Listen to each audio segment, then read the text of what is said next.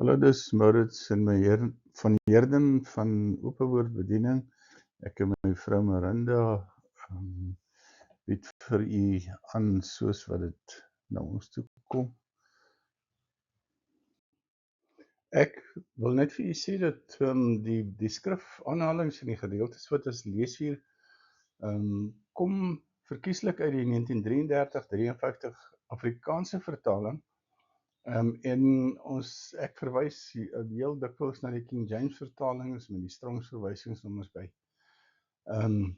Om seker te maak dat ons 'n skerp omlynde beeld verkry, sal ek stop en die skrif ondersoek of verklaar sover dit binne my moontlikhede of binne my bereik is. Ons het nodig, as ons besig raak met die skrifte en veral die boek Openbaring, dat ons harte, ons verstand en ons ore tot beskikking van die Heilige Gees stel, want dit is die poorte waardeur die openbarings wat vervat is in die boek op ons harte geskryf kan word. En die Heilige Gees is die skrywer. Nou, ek glo dat die hele Bybel, van die wat die eerste woord in die Bybel is, tot in die Amen, die laaste ene in Openbaring, is deur God gegee om ons ingelig te hou. En dit het baie meer vir ons te doen wanneer ons op die plek kom en ons begin verstaan wat die belangrikheid en die impak is wat hierdie skrifte en hierdie inligting op ons lewe behoort te hê. En voor ons dan begin, vra ek, Here, sal U met ons spreek deur die Heilige Gees? En ons vra Here dat U ons sal help om ons harte op U gerig te hou. Help ons Vader om te hoor wat die Gees in die gemeente sê. Ons gaan voort en ons gaan lees Openbaring 10, maar voor ons daar uitkom, kom ons gaan kyk net terug na waar ons vandaan gekom het. Hoofstuk 1 het gepraat van wie is die skrywer en wie is die skrywer van die boek. Het vir ons verduidelik waar die illustrasies plaasvind en waar die oordrag van informasie vandaan kom en plaasvind. Wie is teenwoordig daar? Hoofstuk 2 het gepraat.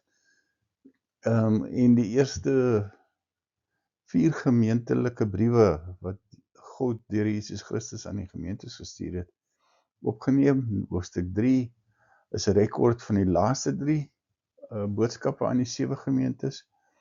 Hoofstuk 4 het 'n 3 ledige aanslag, want dit praat en is hoofsaaklik die volgende. Dit praat van wat was, wat met ander woorde geskiedenis is, dit wat is, wat huidiglik op daai oomblik vir Johannes in sy daglikse of in sy lewenstyd plaasgevind het, en dan die dinge wat kom, wat profeties is. Hoofstuk 5 het vir ons gewys die boekrol in die regterhand van God, wat verseël is met 7 seels, wat voorop en agterop beskryf is. Dit is die titelakte van die aarde. Jy moet gaan luister na die besprekings oor hierdie hoofstukke om hierdie informasie goed alles op te tel. Hoofstuk 6 praat oor die oopmaak van die eerste 6 seels, en dan is daar verposing, want hoofstuk 7 praat nie nou van die oopmaak van die 7de seel, het praat van die 144.000 Israeliete, 12.000 uit elkeen van die stamme, en dan die ontelbare menigte wat voor die aangesig in die troon van God in die troonkamer in die raadsaal van die konings gesien is.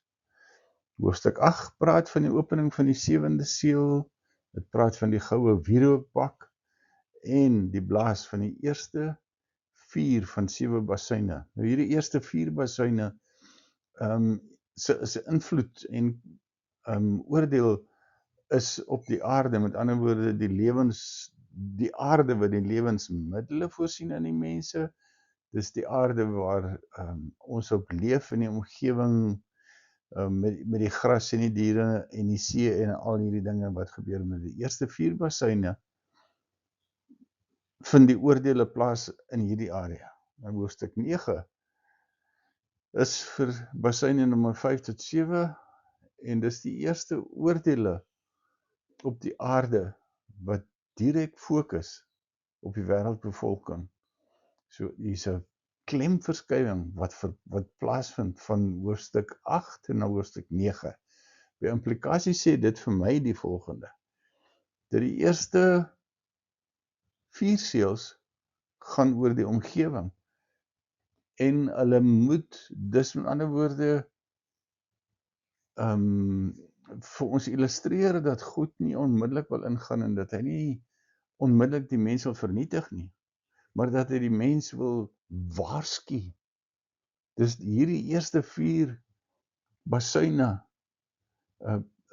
is waarskuwings. Die tweede 3 basyne is wanneer die oordeele van God die mense op aarde tref. Hoofstuk 10 gaan oor die sterk engel in die hemel met die klein oop boekie in sy hand. Hoofstuk 11 is die 2 getuies en die 7de basyn. Hoofstuk 12 gaan oor die vrou en die draak en Satan op die aarde neergewerp.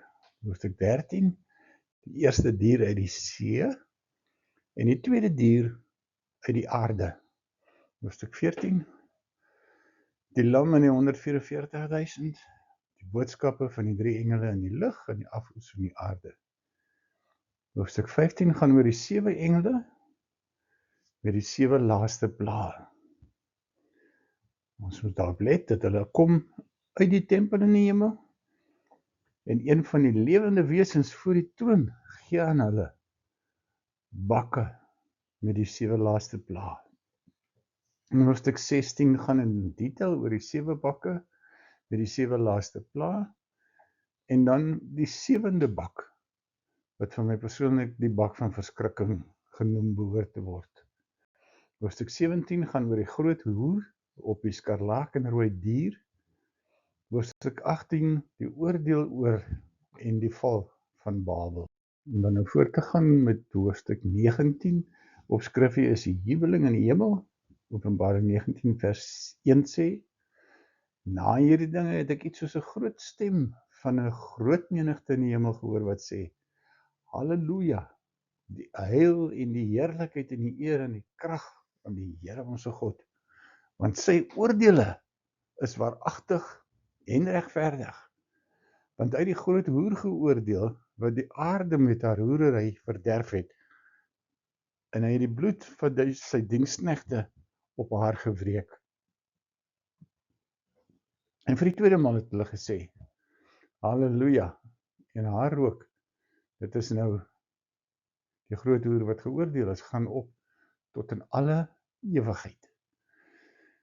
Openbaring 19 vers 4 en die 24 ouderlinge en die 4 lewende wesens het neergeval en God aanbid wat op die troon sit en gesê: Amen, halleluja. En 'n stem het uit die troon uitgegaan en gesê: Prys ons God al sy diensknegte en julle wat hom vrees, klein en groot. Soos hier kyk, dan sien 'n mens al hierdie dinge gebeur nie op aarde nie. Dit gebeur in die hemel. Nou dit sien nie so en dit word gedoen in hierdie jubeling vind plaas nadat die oordeele van God op die aarde uitgestort is. Waar hierdie dier in die stelsel geoordeel is en in die poel van vuur gewerp is. Okay.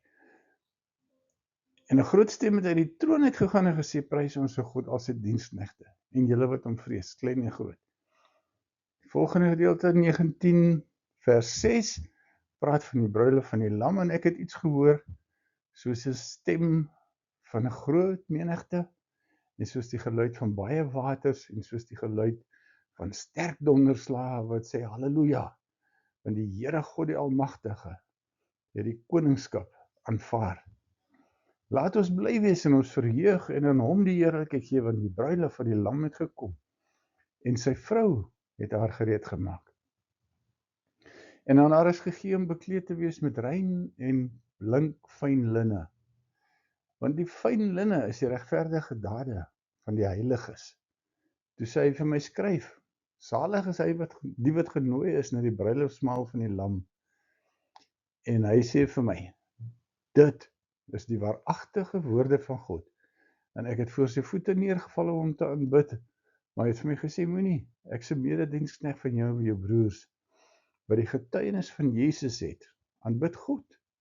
Want die getuienis van Jesus is die gees van die profesie. Ons kyk net so 'n bietjie hier na 'n paar dinge.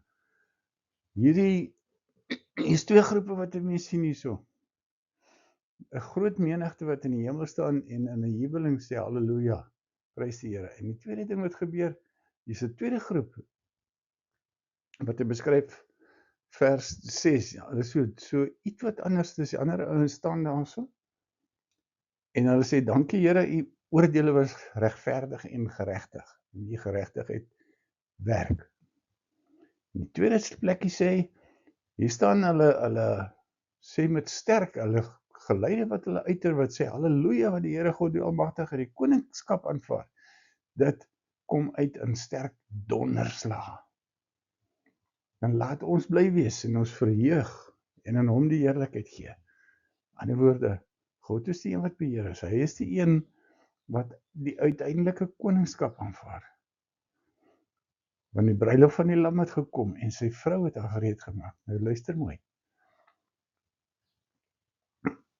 Iemand wat nie genooi is na bruilofsfees toe nie, maar sien toe gaan word 'n indringer genoem en word uitgegooi, verban vanuit die geselskap van hulle. Nou, daar's baie kere dan kom daar 'n uitnodiging om 'n bruilofsfees by te woon. Maar saam met hierdie uitnodiging is daar gewoonlik 'n kaartjie wat sê, bevestig asseblief bla bla bla bla. Kontak hierdie persoon en bevestig dat jy daar gaan wees. Nou, wanneer die persone nie bevestig het nie, en hulle sou nou opdag by hierdie bruilofsfees, dink jy hulle gaan toegelaat word? Tweede ding is, hoort hulle enigstens daar? Want hulle het nie ag gegee op dit wat noodsaaklik was vir hulle om te gaan aansit by die tafel in die bruilofsfees nie. Nou net so is daar mense op aarde, volke, tale, nasies, wat 'n uitnodiging van God af ontvang, wat in Christus Jesus opgesluit is, om die ewige lewe saam met hom te kom deel, en in sy teenwoordigheid te wandel vir die res van die ewigheid. Maar hulle reageer nie reg nie, of hulle reageer glad nie, of hulle reageer in 'n stemtoon en 'n gesindheid van, julle ouens is mal, julle moenie eers kyk na hierdie goeders nie. Hou op in die lig en op kyk om jou. Nou Jesus sê baie duidelik in Lukas 21, hy sê wanneer hierdie laaste dae se probleme en goed begin om die aarde te tref, en hierdie oordeele van God met ander woorde, dan is daar twee dinge wat moet gebeur. Die eerste ene is, jy moet sien wat gebeur, en jy moet dit eien vir dit wat gebeur, wat hy gesê het. Dan die tweede ding is, jy moet jou kop oplig en kyk in die hemel, want dis waar Jesus vandaan gaan kom. Hy gaan nie om jou uitkom nie, hy gaan nie uit die aarde uitkom nie, hy kom uit die hemel uit. Jy moet jou oë na bowe hef en kyk, want jou verlosser en verlossing is naby.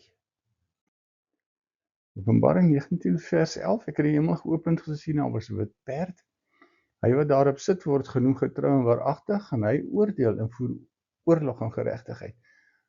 Stop net.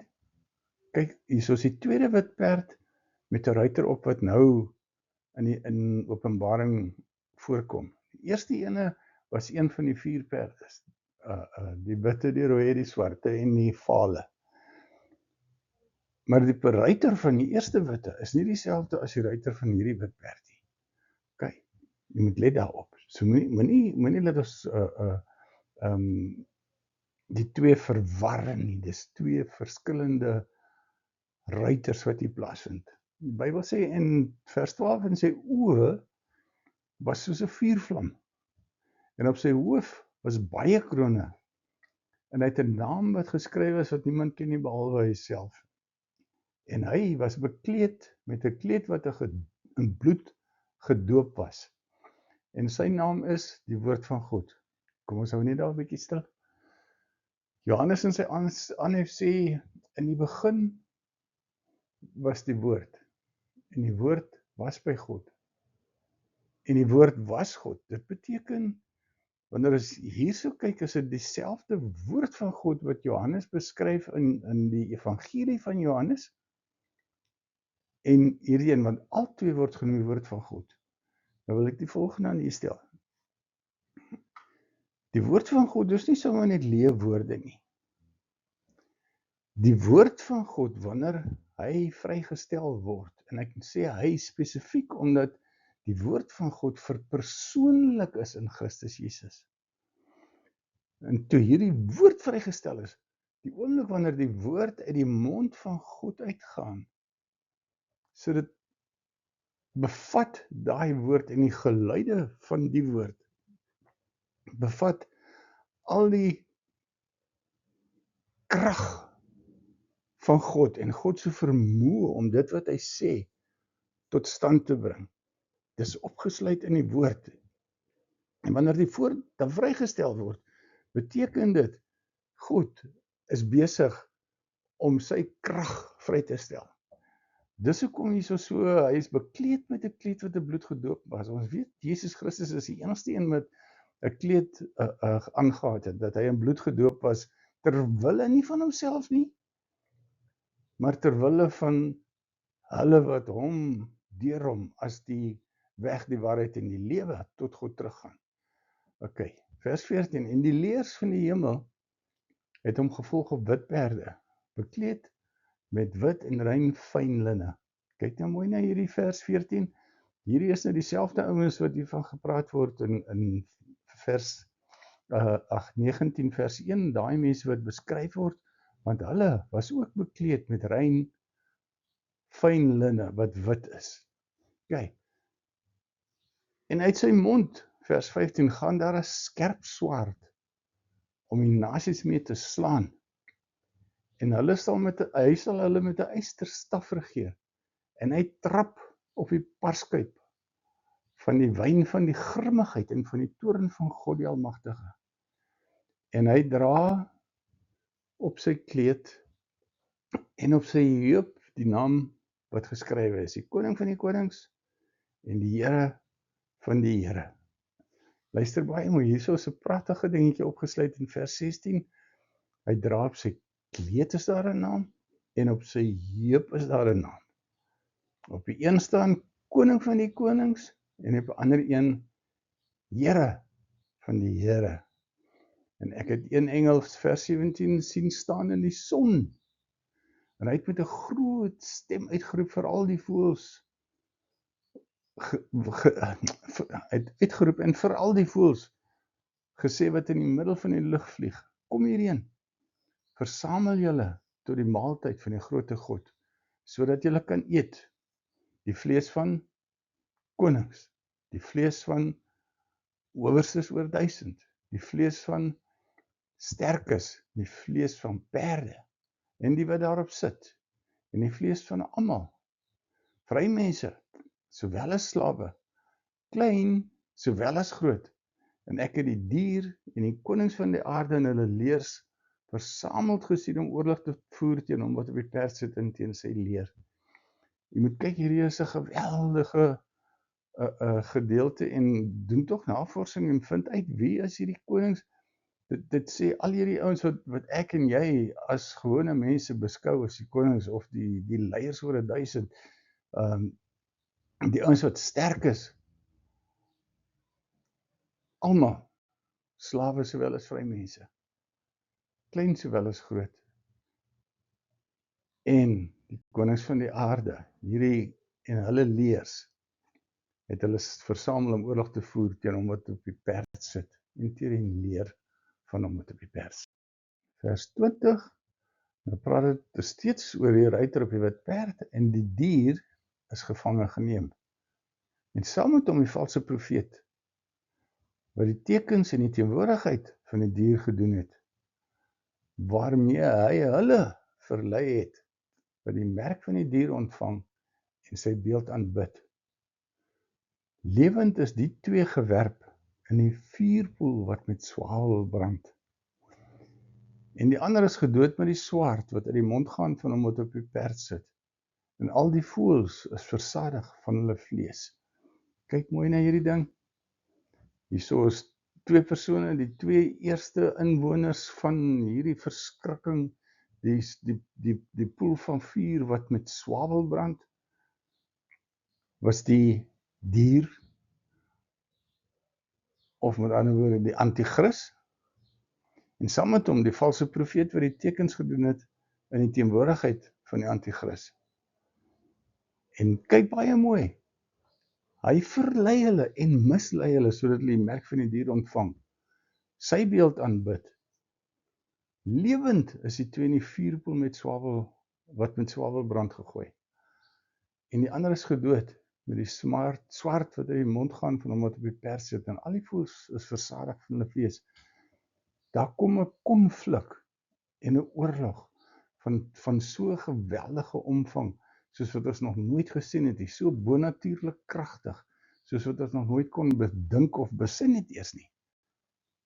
Maar hy wat sit op die wit perd is die aanvoerder en die heerser en die leier van hierdie leers wat hierdie oorlog wen. Nou ek hoor graag van u as u enige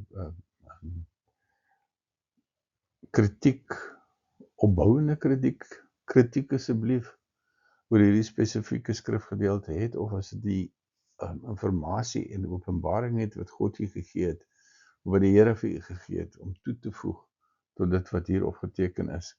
As jy so iets het, skryf aan my by openmywoord@gmail.com, openmywoord@gmail.com. Kyk aan die onderkant van hierdie skyfie is daar die adres. Stuur dit soontoe, ek hoor graag van u, lees graag u openbaring, sodat ek ook 'n groter insig kan verkry. Seën van die Here op u. Dankie Vader, dat ons hierdie geleentheid gehad het om hierdie boodskap of hierdie hoofstuk ook te kon lees, en alhoewel daar baie dinge is wat ons nie sien en verstaan nog nie, Here, bid ek, dat u, deur u Gees, op ons harte en ons gemoed en ons menswees sal broei, en ons sal openbaar die dinge wat noodsaaklik is om weg te neem met dit. Ek bid dit in die naam van die Koning van die Konings, Jesus Christus, ons Here. Amen.